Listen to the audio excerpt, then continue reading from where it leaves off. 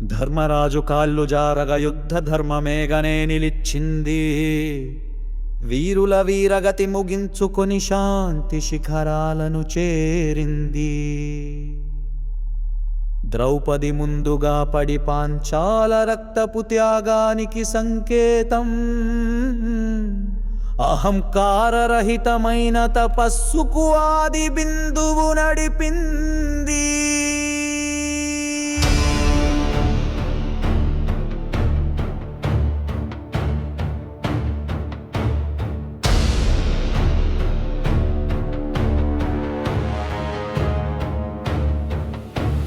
భీముడు శక్తిని వదిలాడు, భోజన పిపాస బల మిగిలిపోలేదు.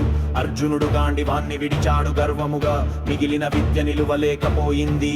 నకుల సహదేవులు ప్రేమతో మసలుకొని పడిపోయారు. ధర్మాన్ని మాత్రమే పట్టుకున్న ధర్మరాజు ముందుకు సాగాడు. పాండవులు ఒక్కొక్కరు పడిపోయిన చోట త్యాగాల జ్ఞాపకం మిగిలింది. పర్వత శిఖరాల మధ్య నెమ్మదిగా సాగిన చివరి యాత్ర. తల్లి కుంటి మాత కూడా స్వర్గానికి వెళ్ళింది. దీర్ఘ తపస్సుతో ఈ యాత్ర పంచభూతాల కంటే శుద్ధమైన అర్హత యాత్ర.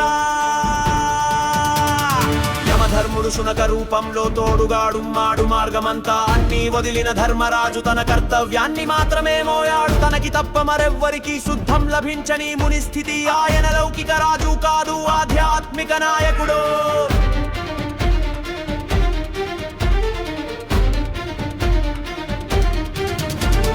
దేవతలు స్వాగతించిన వైకుంఠ ద్వారాలు తలపెట్టాయి. కృష్ణుని జ్ఞాపకాలతో గుండె నిండిపోయిన మౌన ఘడియ. గంధర్వగానం మధ్య ఆలయ శిఖరాల మధ్య పావన దృశ్యం. ధర్మరాజు వైకుంఠ ప్రాప్తి నిజమైన విజయ ఘట్టం.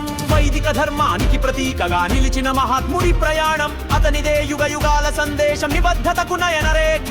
ఆయన జీవితం పరమార్థ తత్వానికి మార్గదర్శనం. పరిష్కారానికి పల్లవంగా మారిన పాండవుల కథ. ధర్మం అనేది కేవలం రక్షణ కాదు, అది ఆత్మస్వరూపం. పాండవుల ప్రయాణం ఆత్మల పరిశుద్ధతకు ప్రతీక. స్వర్గానికి దారి సులభం కాదు, సంయమనం వలె. విజయంతో కూడిన నిశ్శబ్ద మార్గము ఒక యోగా పంథ.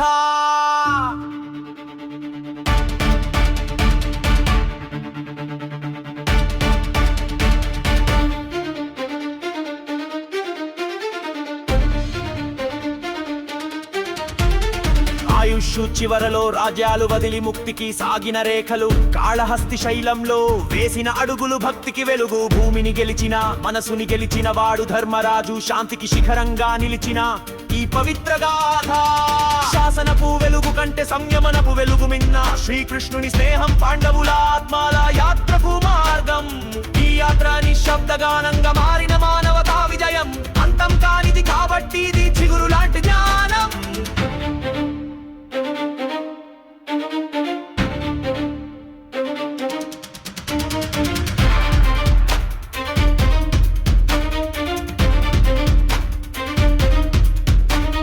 వేదాంత గాథలలో పాండవుల పుటలు వెలుగుతాయి. సత్యానికి సంజీవినిగా మారినవి ఈరి వీరత. వైకుంఠం చేరిన కథ పుణ్యాల పరిణతి లక్షణం. ఇది కేవలం మహాభారత ఘట్టం కాదు, మనిషికి మార్గం.